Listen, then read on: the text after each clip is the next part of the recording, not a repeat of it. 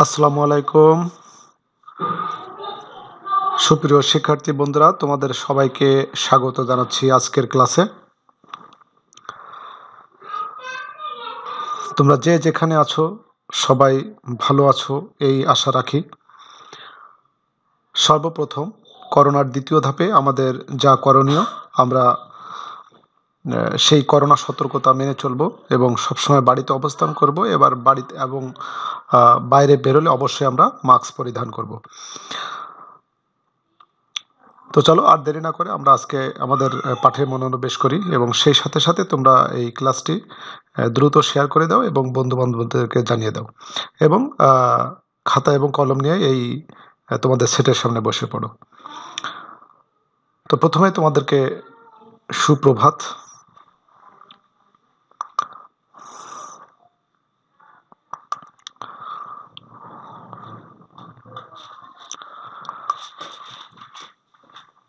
এবং আমার পরিচিতি,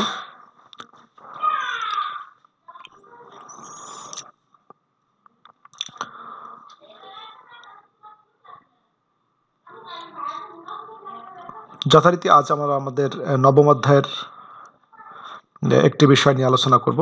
আমরা প্রায় নবম অধ্যায়ের শেষের দিকে পৌঁছে গেছি। আর একটা ক্লাস হলেই আমাদের এই চ্যাপ্টারটা ক্লোজ হয়ে যাবে। তো আমরা দেখি আমাদের সামনে কোন টপিকস অপেক্ষা করছে। শিক্ষার্থী বন্ধুরা, নিচের চিত্রগুলোতে কি দেখানো হয়েছে তোমরা কি দেখতে পাচ্ছ? ছবি দেখার সাথে সাথে তোমরা হয়তো অনেকেই বিষয়টি লক্ষ্য করেছো এবং আমি তোমাদেরকে আসলে কোন বিষয়টি আজকে পড়াতে যাচ্ছি তা নিশ্চয়ই ধারণা পেয়েছো।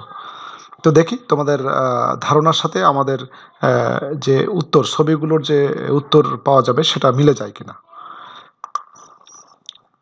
সঠিক উত্তর পানি দূষণ। নিশ্চয়ই তোমরা এই বিষয়টি নিজেরাই ধারণা করে বলতে পেরেছো। সঠিক উত্তর দেওয়ার জন্য তোমাদের সকলকে প্রাণঢালা অভিনন্দন এবং শুভেচ্ছা জানাচ্ছি। তাহলে আমাদের আজকের পাঠের বিষয় পানি দূষণের কারণ এবং প্রতিকার এবং কিভাবে পানি দূষণ রোধ করা যায় বা এই বিশুদ্ধ বা দূষিত পানিকে বিশুদ্ধ করা যায় তার বিভিন্ন প্রক্রিয়া আমরা আজকে এই টপিকস থেকে শিখব। এই পাঠ শেষে তোমরা যা যা শিখতে পারবে, তাহলে পানি দূষণ কি তা বলতে পারবে, পানি দূষণের কারণ প্রতিকার বলতে পারবে, পানি বিশুদ্ধতার বিভিন্ন পরীক্ষাগুলো বর্ণনা করতে পারবে এবং সেই সাথে সাথে পানি বিশুদ্ধকরণের বিভিন্ন উপায় কিন্তু তোমরা বলতে পারবে। তো চলো প্রথমে আমরা জেনে নিই পানি দূষণ কি। পানিতে কোনো অবাঞ্ছিত পদার্থের উপস্থিতির কারণে যদি তা পানির অযোগ্য হয় তাহলে তাকে আমরা দূষিত পানি বলি। আর যে প্রক্রিয়ার মাধ্যমে পানি দূষিত হয় তাকে পানি দূষণ বলে। অর্থাৎ পানি দূষণটা কিন্তু একটি সামগ্রিক প্রক্রিয়া, যে কোনো কারণেই পানি দূষিত হতে পারে। জীব ও উদ্ভিদের বেঁচে থাকার জন্য পানি অপরিহার্য, তাই প্রতিটি জীবের জন্য বিশুদ্ধ পানির প্রয়োজন, কিন্তু বিভিন্ন কারণে এই পানি দূষিত হচ্ছে এবং তা পানের অযোগ্য হয়ে উঠছে। আমরা সেই বিষয়গুলো নিয়ে আজকে তোমাদের সামনে তুলে ধরবো। চলো পানি দূষণের কারণ এবং এর প্রতিকার কি আমরা জেনে নিই। প্রথমে আমরা জেনে নিই পানি দূষণের কি কি কারণ আছে। তোমরা পাশে ছবি দেখতে পাচ্ছ, এই যে এখানে জাহাজ চলছে, জাহাজ থেকে বিভিন্ন ধরনের জ্বালানি পড়তে পারে নিচে পানিতে।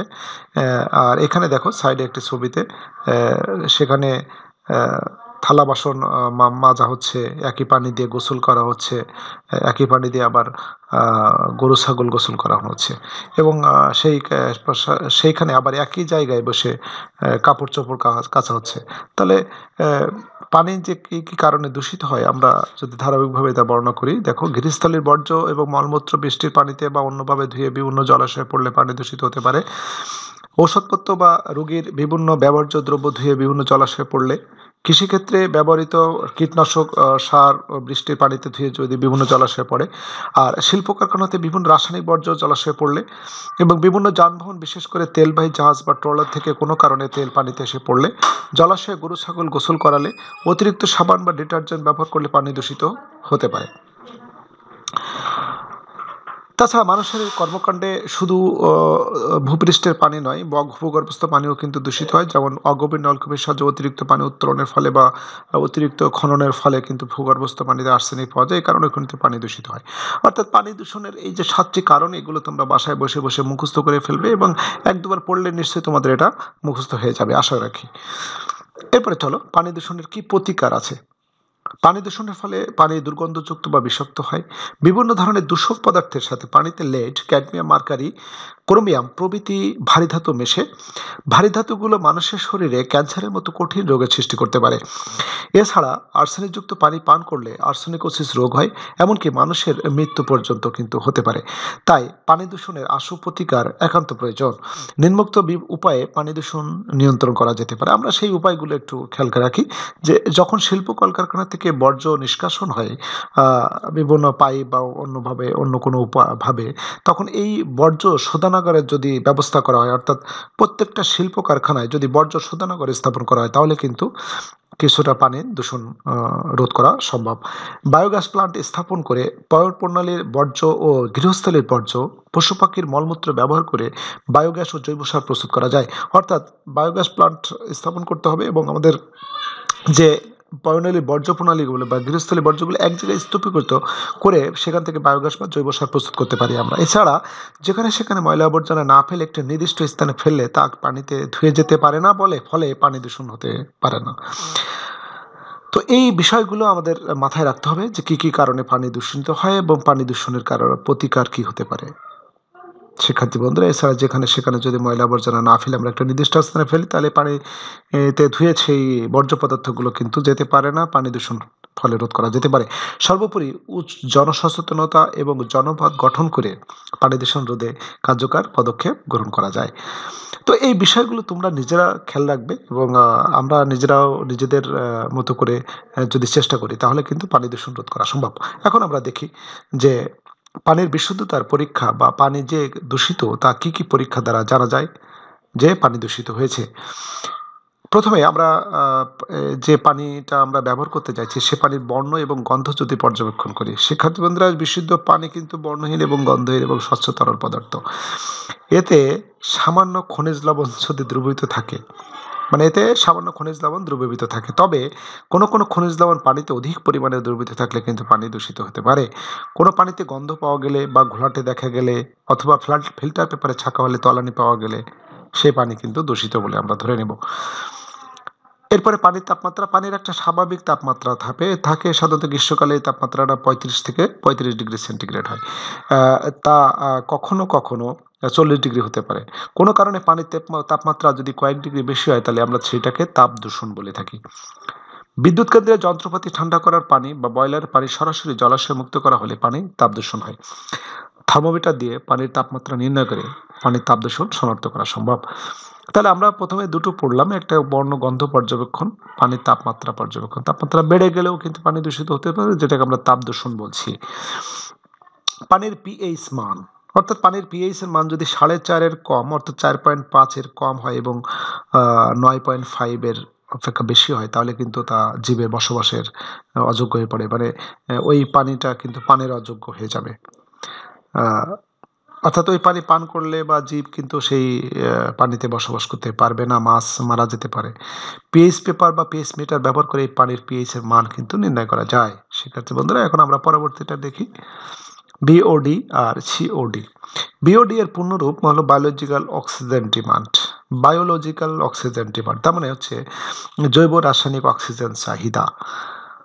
অর্থাৎ 1 লিটার পানিতে উপস্থিত পচনযোগ্য জৈব দূষককে ব্যাকটেরিয়ার মতো অণুজীব দ্বারা ভাঙতে যে অক্সিজেন প্রয়োজন হবে। শিক্ষার্থী বন্ধুরা, এই সংখ্যাটা একটু ভালো করে খেয়াল করে দেখো যে 1 লিটার পানিতে উপস্থিত পচনযোগ্য জৈব দূষককে ব্যাকটেরিয়ার মতো অণুজীব দ্বারা ভাঙতে যে পরিমাণ অক্সিজেনের প্রয়োজন হবে তাকে কিন্তু পানির বিওডি বলে।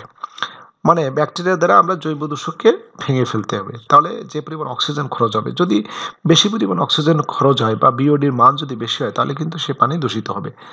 এবারে সিওডি। সিওডি মানে হচ্ছে কেমিক্যাল অক্সিজেন ডিমান্ড, অর্থাৎ রাসায়নিক অক্সিজেন চাহিদা। 1 লিটার পানিতে জৈব এবং অজৈব দূষককে ভাঙতে, রাসায়নিক পদার্থ দ্বারা ভাঙতে, আমরা আগেরটা সংজ্ঞাটায় দেখেছি যে এখানে ব্যাকটেরিয়ার অণুজীব দ্বারা কিন্তু জৈব দূষককে ভাঙবো, আমরা ব্যাকটেরিয়ার মতো অণুজীব দ্বারা জৈব দূষককে ভাঙবো। কিন্তু এখানে জৈব এবং অজৈব দূষককে রাসায়নিক পদার্থ দ্বারা ভাঙতে যদি অক্সিজেন প্রয়োজন হয়, তাহলে সেটাকে আমরা বলছি সিওডি। যদি পানিতে সিওডির মান বেশি হয়, তাহলে কিন্তু পানি দূষিত হবে। অর্থাৎ বিওডি সিওডি যেটাই হোক, সেটাই কিন্তু বেশি হলে পানি দূষিত হয়ে যাবে। বিওডি এবং সিওডি উভয়ই পানি দূষণ মাত্রা প্রকাশ করতে ব্যবহৃত হয়। কোনো পানির সিওডির মান বিওডি অপেক্ষা বেশি হয়, কেননা পানিতে উপস্থিত শুধু জৈব বস্তুকে ভাঙতে প্রয়োজনীয় অক্সিজেনের পরিমাণই হলো বিওডি। কিন্তু সকল অজৈব বা জৈব দূষককে অণুজীব দ্বারা পচনযোগ্য হোক বা না হোক, তা রাসায়নিকভাবে সম্পূর্ণভাবে জারিত করতে যে অক্সিজেনের প্রয়োজন হয় তাকে কিন্তু সিওডি বলা হয়। তাহলে আমরা বুঝতে পারছি যে সিওডির মান কিন্তু বিওডি অপেক্ষা বেশি হবে, কারণ সিওডি হলো জৈব এবং অজৈব উভয়কেই বা ভাঙতে হবে। সুতরাং একই পানির সিওডির মান বিওডি অপেক্ষা বেশি হবে। বিওডি সিওডি পিপিএম এককে পরিমাপ প্রকাশ করা। এখানে একটু বলে রাখি যে পিপিএম শব্দের অর্থ হচ্ছে পার্টস পার মিলিয়ন। শিক্ষার্থী বন্ধুরা, তোমরা যেহেতু এখানে লেখা নেই, তোমরা কিন্তু এটা লিখে নিতে পারো যে পিপিএম শব্দের অর্থ হলো, মানে এর ফুল মিনিংটা হচ্ছে পার্টস পার মিলিয়ন, অর্থাৎ প্রতি লিটার পানিতে যদি 1 মিলিগ্রাম পার লিটার থাকে তাহলে সেটাকে আমরা বিওডি বা সিওডি একক হিসাবে ধরে নিই। চলো আমরা এখন দেখে নিই পানি বিশুদ্ধকরণের কি কি উপায় আছে। দেখো এখানে ফিল্টারিং একটা চিত্র দেওয়া আছে, ফিল্টারিং করা, এখানে ব্লিচিং পাউডার জাতীয় কিছু দেওয়া হচ্ছে। তো প্রথমে দেখো পানি বিশুদ্ধকরণের উপায়ের মধ্যে আছে ক্লোরিনেশন। পানিকে জৈবমুক্ত করার সবচেয়ে সহজ উপায় হলো ক্লোরিনেশন। পানিতে প্রয়োজনীয় পরিমাণ ব্লিচিং পাউডার যোগ করলে উৎপন্ন ক্লোরিন জারিত করার মাধ্যমে জীবাণু ধ্বংস করে। এই পদ্ধতিকে পানির ক্লোরিনেশন বলে। এক্ষেত্রে পানিতে ব্লিচিং পাউডার যোগ করার পর সেকেন্ড নিলে পানি পানযোগ্য হয়। তাহলে আমরা শিক্ষার্থী বন্ধুরা প্রথমটি জানলাম যে ক্লোরিনেশন মানে পানিতে যদি ব্লিচিং পাউডার দেওয়া হয় তাহলে সেই ব্লিচিং পাউডারে থাকা ক্লোরিন জীবাণুকে জারিত করবে, জীবাণুকে মেরে ফেলবে, ফলে ব্লিচিং পাউডারটা ছেঁকে নিলে আমরা পানি পান করতে পারি। পরে ফোটানো, পানিকে কমপক্ষে 15 থেকে 20 মিনিট ধরে ফোটালে পানি জীবাণুমুক্ত হবে, তবে আর্সেনিকযুক্ত পানি ফোটালে কিন্তু তা আরও বেশি ক্ষতিকর হবে। তাহলে প্রথমে পানি ফোটানোর আগে আমাদেরকে জেনে নিতে হবে যে এই পানিতে আর্সেনিক আছে কিনা। তাহলে আর্সেনিক থাকলে কিন্তু আমরা পানিকে ফোটাতে পারবো না। ফলে যদি আর্সেনিক না থাকে তাহলে আমরা 15 থেকে 20 মিনিট ফোটালে পানি জীবাণুমুক্ত হয়ে যাবে। এরপরে হচ্ছে থিতানো। 1 বালতি পানিতে যদি 1 চামচ ফিটকিরি আমরা যোগ করি, আর্দ্র অ্যালুমিনিয়াম সালফেট বলি আমরা, এর আরেকটা নাম আর্দ্র অ্যালুমিনিয়াম সালফেট বা ফিটকিরি। আমরা আরেকটি নাম তোমরা এর পাশে লিখে রাখতে পারো, সেটা হলো পটাশিয়াম। আমি এই সব ইনফরমেশন দেওয়ার চেষ্টা করছি যে ফিটকিরির কয়েক নামে তোমাদের সামনে আসতে পারে। একটা হচ্ছে পটাশিয়াম, আর্দ্র অ্যালুমিনিয়াম সালফেট, আর একটা নাম তো ফিটকিরি বলাই আছে। এই ফিটকিরি যোগ করে যদি আধা ঘন্টা রেখে দেওয়া হয় তাহলে পানির সব অপদ্রব্য থিতিয়ে বালতির তলায় জমা হয়, তারপর উপর থেকে পানি ঢেলে তা পৃথক করা হয়। এভাবে অদ্রবণী দূষক দূর করা হয়। এইটাকে আমরা, অর্থাৎ আমরা এক কথায় ফিটকিরি দেওয়াটাকে আমরা বলছি থিতানো প্রক্রিয়া। তোমাদের সুবিধার্থে আমরা আমি পাশে পাশে ইংলিশ লিখে দিয়েছি। এরপরে হচ্ছে ছাঁকন বা ফিল্টারেশন। বর্তমানে বাজারে জীবাণু বা আর্সেনিক ও অন্যান্য দূষক দূর করতে ফিল্টার পাওয়া যাচ্ছে। এই ফিল্টার দিয়ে ছেঁকে নিলে বিশুদ্ধ পানি পাওয়া যায়। এরপরে সৌর পদ্ধতি, অর্থাৎ এটা একটি নতুন পদ্ধতি তোমাদেরকে দেখানো হয়েছে যে যেসব প্রত্যন্ত স্থানে প্রচুর পরিমাণে পানি দূষিত থাকে, ওই দূষিত পানিকে যদি আমরা বিশুদ্ধ করতে চাই তাহলে ওই পরিশোধিত পানির অন্য কোনো উপায় নেই পরিশোধন করার। সেক্ষেত্রে প্রাথমিক অবস্থায় এই পানিটা সংগ্রহ করে আমাদের সৌর পদ্ধতিতে বিশুদ্ধ করতে হবে। অর্থাৎ এই পদ্ধতিতে দূষিত পানিকে জীবাণুমুক্ত কয়েক ঘন্টা তীব্র সূর্যের আলো বা তাপে রেখে দিতে হবে। এতে করে পানির সব ব্যাকটেরিয়া নষ্ট হয়ে যাবে। শিক্ষার্থী বন্ধুরা, আমরা প্রায় ক্লাসের শেষের দিকে চলে আসছি। আমরা ধারাবাহিকভাবে এই বিষয়গুলো বর্ণনা করার চেষ্টা করেছি। তোমরা এইগুলো পড়বা, আমরা দেখি আরও কিছু বিষয় আছে কিনা। হ্যাঁ, তোমাদের জন্য এখন একক কাজ আছে, বাসায় বসে প্র্যাকটিস করবে। এখন তোমরা নিজেরা এই প্রশ্নগুলো লিখে উত্তর দেওয়ার চেষ্টা করো। এই ক্লাস থেকে তোমরা কি কি জানতে পারলে। পানি দূষণ প্রক্রিয়া পরীক্ষা করার উপায়গুলো লিখো। আমরা কয়টি উপায় আছে পানি দূষণ পরীক্ষা করার উপায়। বিওডি ও সিওডি কি, এটা আমরা অলরেডি পড়ে ফেলেছি। ফিটকিরির সংকেত আমরা একটু আগে দেখালাম। এরপরে বিওডি ও সিওডি কোন এককে মাপা হয় আমরা লাস্টে বলেছি, সেটা নিশ্চয়ই তোমরা লিখে নিয়েছো। শিক্ষার্থী বন্ধুরা, একক কাজগুলো করে ফেলো। এরপরে দলগত কাজ, তোমরা যখন এক জায়গায় বসে থাকবে বন্ধু বান্ধব, তখন এই ক্লাসটা নিয়ে তোমরা আলোচনা করতে পারো এবং তোমরা সেখানে এই প্রশ্নগুলো উত্থাপন করতে পারো বন্ধু বান্ধবদের সাথে যে পানি বিশুদ্ধকরণের উপায়গুলো কি কি আছে, আমরা কি কি প্র্যাকটিস, কি কি তোমরা পড়েছো। একজন আরেকজনের সাথে যদি শেয়ার করো তাহলে কিন্তু এটা তোমরা ওখানেই মুখস্থ করে ফেলতে পারবে। এরপরে পানি দূষণের কারণ লিখো। পানি দূষণ কি কি কারণে হয় আমরা একদম প্রথম দিকেই জেনেছি এই ক্লাসের। আশা করি তোমরা পারবে। বাড়ির কাজ, পানি বিশুদ্ধকরণের উপায়গুলো বর্ণনা করো এবং দূষিত পানি কি কি পরীক্ষা দ্বারা নির্ণয় করা যায়। শিক্ষার্থী বন্ধুরা, সেই বাড়ির কাজটি সামগ্রিকভাবে আমি দিয়েছি, অর্থাৎ টোটাল ক্লাসের উপরে বাড়ির কাজটি তোমরা বাসায় বসে করবে, অর্থাৎ ভেরি ভেরি ইম্পর্টেন্ট একটি টপিকস তোমরা শেষ করে ফেলবে বাসায় বসে। আশা করি এই ক্লাস থেকে অনেক উপকৃত হয়েছে তোমরা। আমি আবারও বলছি, এই ক্লাসটি তোমরা আবার দেখবে, যেহেতু আমরা এখন খুব খারাপ সময়ের মধ্যে দিয়ে যাচ্ছি। তোমরা বাড়িতে বসে স্টাডি করো আর স্কুল খোলার অপেক্ষায় থাকো। করোনার যত নিয়ম কানুন আছে সব মেনে চলবে। সুস্থ থাকাটাই হচ্ছে আমাদের একমাত্র উপায়। সুস্থ থাকতে হবে এখন।